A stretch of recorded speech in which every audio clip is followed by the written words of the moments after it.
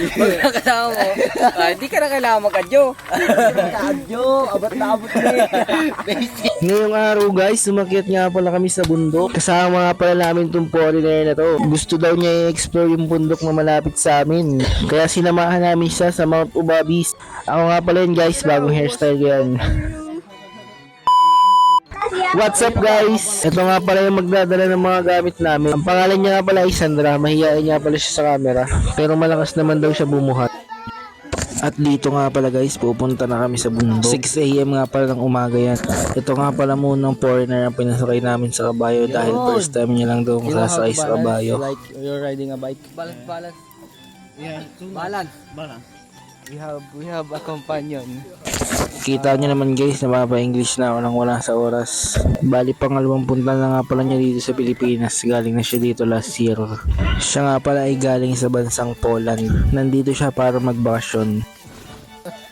Hindi daw makakaluto, sama daw ng pakiramdam mo.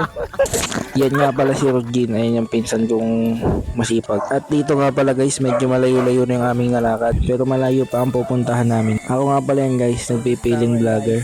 Nasa likod ko nga pala si Rodgin Rodriguez Prado. At dito nga pala guys, medyo inihingal-hingal na sila kasi malayo-layo ng aming nakarating. Ayun nga pala yung bayan ng San Pablo, yung sa may Sampaloc Lake. At dito guys, nakarating na nga pala kami sa kubo ni Rodgin. Una nga pala namin inispatan yung mga langkaan nila. Kita nyo naman guys, ang dami ng bunga. Pero wala pa kaming nakuha dyan guys, kaya akit kami sa mas mataas na part. Kita nyo naman guys. At dito nga pala guys, may nakita kami napakaraming langka pero napakababa lang. At dito sa part na to, hirap si foreigner. Pinaguhubad ko nga pala siya ng sapatos pero mas gusto niya daw nakasapatos kaysa nakapa. Di daw siya komportable pag nakapa lang. Kita nyo naman guys. Sa dyan yung kalabrayan na taniman. Ayan ano. Kita nyo naman guys, nakakapanindig balakubak ang view. Nandito nga pala kami sa guys sa pinakamagandang bundok sa balat ng bundok.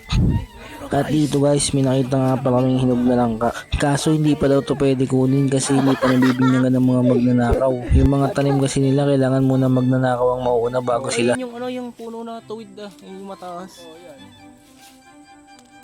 Kita nyo naman guys. Puro lang kang hinog dito. Kita nyo naman si foreigner guys. Ina guys, ang daming puno. Puno ni Ebat Adan. Kita nyo naman yung mga langka guys, napakarami. Pwede ka na mag-ulam ng isang buwan na puro langka. Meron nga din pala silang tanim na kamote. Sweet potato. Sa type of potato that is very sweet. At dito nga guys, nakuha na kami ng kamote. Hiningi ko nga pala yung kamote kasi bala ko ipiprito ko, gagawin kong fries. Lalagay muna natin ang ating kamote. Tago mo dyan sa papa. Dadaanan natin. You can get, Kamil? Cut? Yes. Because you are tall. You have to twist. Which? This? All. All. Pag nakasama mo, hindi ka na kailangan mag-adyo. Mag-adyo, abot na abot na eh. Basic. Basic. Rebounder. Dakdak ka oh. Nagkakape sa ere. Yung kasama nga pala namin na puro na nang pinakuha namin ng buo kasi matangkad siya. Basic lang sa kanya yan. At dito guys, may nakita nga pala kaming mga bago palang na bunga ng langka.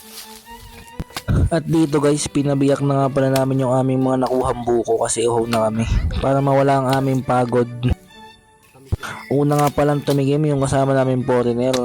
Kasi kailangan natin maging hospitable kasi tayo mga Pilipino. Mabait tayo sa ibang lahi pero sa ating kapwa Pilipino hindi. Siyempre sila lang yun, hindi ako yun. At dito guys, iinom na nga pala ako ng buko kasi ako uhaw na. At hanggang dito na lang guys, bye bye. Like for part 2.